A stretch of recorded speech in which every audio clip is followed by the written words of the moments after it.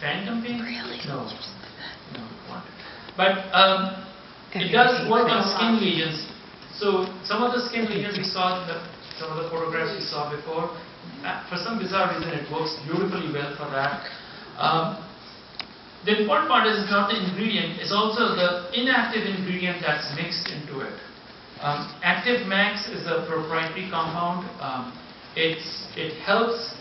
A drug is as good as if it penetrates. If it doesn't penetrate, then it's just sitting like a blob on the skin. Then it's useless. So you need a good carrier to carry it inside. And a drug that, so the inactive ingredient that most people don't talk about is Active Max is one of them. It comes as a cream, so you can mix it in that cream and have the pharmacy can do that. DMSO is also, like I said, it's a good carrier. You can do that also, but DMSO doesn't come as a cream; it comes as a lotion. But treating pain with treating CRPS pain with salts and creams is not very helpful. It's useful if you're using it for treating skin lesions. That's it. Cialis, that's one of those. It's a cousin to Viagra. They have found that it does help for reducing this temperature between the cold limb and the warm limb. It's worth trying. Actually, there's a very good study that came out in 2008 on this, using Cialis for controlling some of the CRPS pain and also temperature differences that are in the limbs. Sleep disorders. Sleep disorders, right there. I could read it. You wanted it. This has been my challenge. How do you fix sleep in patients with CRPS? It's really hard. And unfortunately, I haven't come up with a great solution.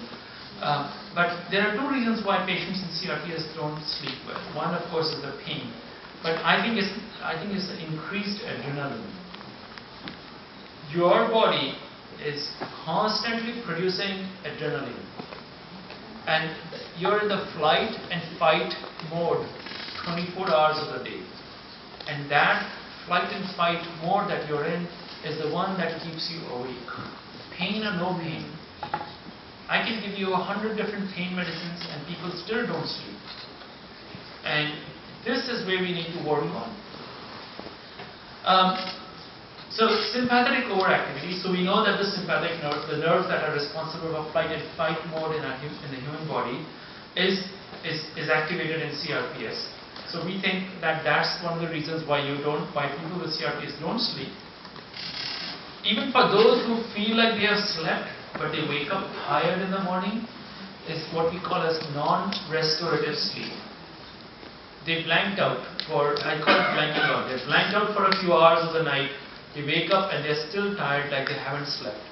And it's called non-restorative sleep. And it's because of frequent sleep arousals in the brain. So your brain, so for a person who sleeps well, you'll have the brain wave would go like this. Beep, beep. For somebody with CRPS who's not sleeping, is beep, beep, beep, beep, beep. You're constantly, the signal's getting in. No, I'm not kidding. This is on EEG readings. You can see that. It's on EEG readings. These people are not sleeping because they are in a flight or fight mode.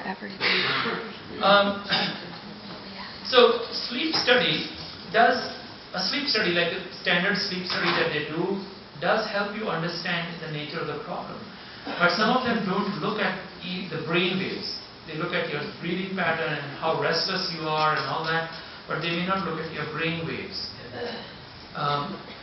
But it's important to get that sleep study done just to rule out any other reason for you not sleeping or any other reason for having daytime somnolence.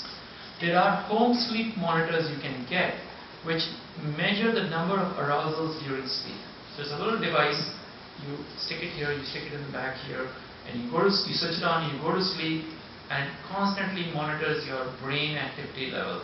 And the next day we can look at it and say, alright, this is how long you actually slept and this is how long your brain was active. There isn't a good company there's only one company that makes it right now, I haven't come up, if you're looking for one, but this is what may be needed. And the reason you need a home sleep monitor is because we need to see how you do with medicines.